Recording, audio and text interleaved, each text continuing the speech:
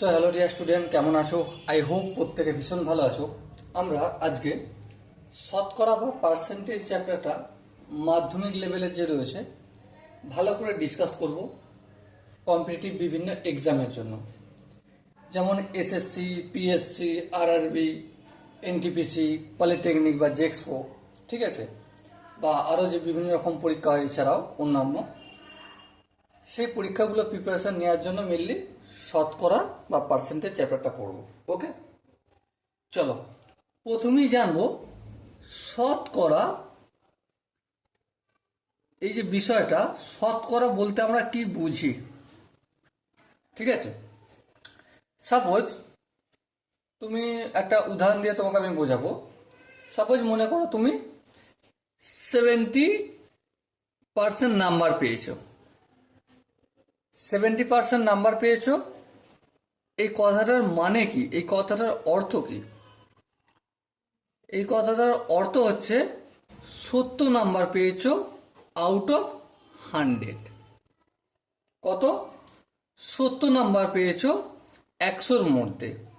তাহলে এখানে ধ্যান দিয়ে লক্ষ্য করো, যত নাম্বার পেয়েছো সেটা লব হবে, আর যতর মধ্যে পেয়েছো সেটা কি হবে? হর হবে। কি বললাম? লব কোনটা? যত পেয়েছো, আর যতর মধ্যে পেয়েছো সেটা কি হয়ে যাবে? হর।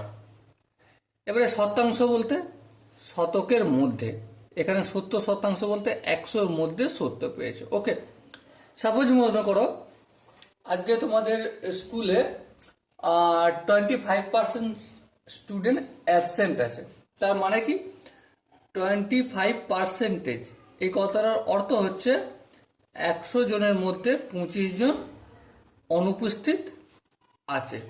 ওকে, সো এই যে পুরো বিষয়টা, কনসেপ্টটা, এই জিনিসটা যদি একবার ভালো করে বুঝে নাও, এই 25%, 70%, এই কথাটার মানে কি, এর গুঁড়ো অর্থ কি? এই যে 25% লিখলাম, 25টা লবে হলো, যত ওর মধ্যে সেটা হরে হলো।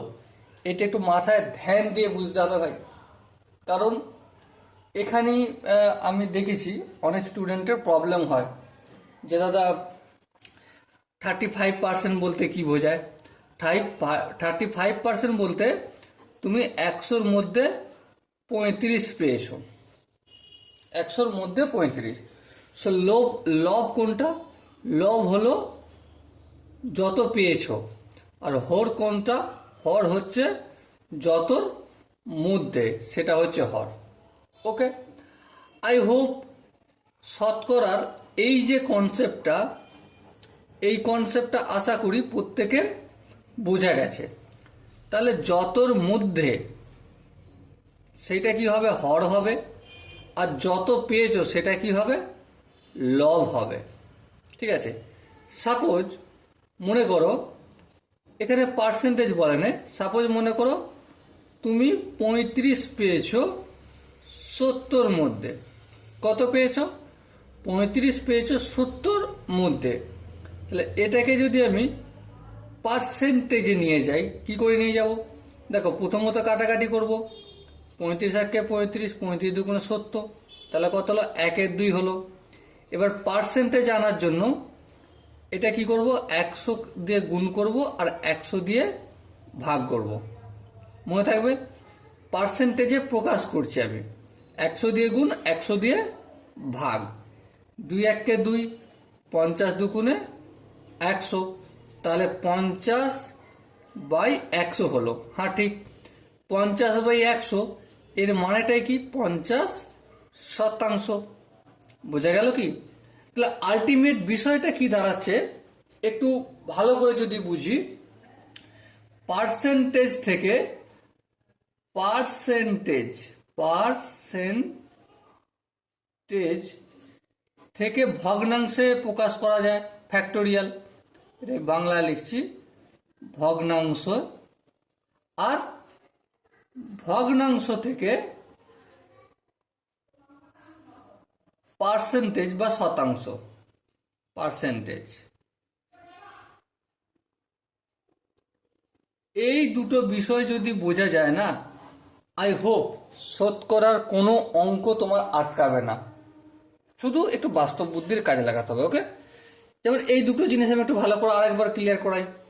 যেমন 30% বলতে কি বোঝায়, পার্সেন্ট থেকে কিছু নিয়ে যাচ্ছি ভগ্নাংশে। 30% বলতে 30 আউট অফ 100। এবার কাটাকাটি যদি এই শূন্য কাটলো, তাহলে কত হলো 3/10, মানে 10-এর মধ্যে 3। বেশ, আবার ভগ্নাংশ থেকে পার্সেন্টেজে যদি যাই, সাপোজ মনে করো এটাই করছি 3/10টাকে, সাপোজ মনে করো 3/10 হয়েছে, মানে 10-এর মধ্যে 3। এটা পার্সেন্টেজে যেতে গেলে কি করতে হবে, এই 100 দিয়ে লবকে গুণ আর 100 দিয়ে হরকে গুণ করা যাবে। হ্যাঁ করা যাবে, কারণ 3/10 দেখো এই 100 কেটে গেলে 1 হয়, তাই না? এর আপে করে দেখাচ্ছি, 3/10 ইন্টু 100/100। এ দেখো কেটে গেল, কেটে গিয়ে কি হলো, 3/10ই তো হলো, তাই না? তাহলে উপরেও 100 দিয়ে গুণ করা যাচ্ছে, নিচেও 100 দিয়ে গুণ করা যাচ্ছে। বেশ, এবার দেখো এই শূন্য কেটে যাবে। হ্যাঁ, তাহলে কি হলো, 3/10 30/100। আর এই যে 100, এটাই কি পার্সেন্টেজের চিহ্ন কনভার্ট হয়ে যাবে। ওকে, এই জিনিসটা তোমাকে মন দিয়ে বুঝতে হবে। আর এই জিনিসটা বোঝার পর আই হোপ শতকরা চ্যাপ্টারে যদি আমি সূত্রের কথা বলি, তাহলে লগভগ 1 2 3 4 5 6 7 8 9 10 11 12 13 14 15 16 17 18 19 20 22টা সূত্র তোমাকে আর মুখস্থ করতে হবে না। শুধুমাত্র এইটুকুনি কনসেপ্ট যদি নিজে থেকে ভালো করে বুঝে যাও। কারণ দেখো, পাটিগণিত বীজগণিত মিলিয়ে যে কোনো কম্পিটিটিভ পরীক্ষায় কমসে কম 20-22টা চ্যাপ্টার থাকবে।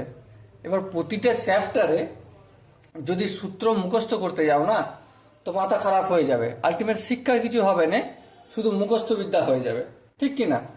কিন্তু আমরা যদি আসল কনসেপ্টটা, এই যে পার্সেন্টেজ থেকে ভগ্নাংশ, ভগ্নাংশ থেকে পার্সেন্টেজ, এই জিনিসটা শিখলাম, এইটা যদি ভালো করে বুঝে রাখি, আর এখানে লব হচ্ছে যত পেয়েছে আর হর হচ্ছে যতর মধ্যে, ঠিক আছে?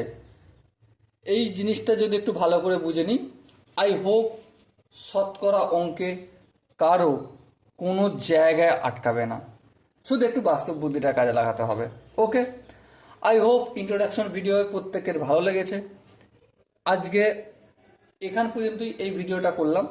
এর পরের ভিডিওয়ে আমি বিভিন্ন রকম অঙ্ক প্র্যাকটিস করব, আর সেই প্র্যাকটিস অঙ্কে এই কনসেপ্টটাই কোথায় কোথায় কাজে লাগছে, কিভাবে কাজে লাগছে, সেই বিষয়টা নিয়ে ডিসকাস করব। ওকে, চলো তাহলে দেখা হচ্ছে পরের সেশনে। ততক্ষণ পর্যন্ত ভালো থেকো, সুস্থ থেকো এবং জয় হিন্দ।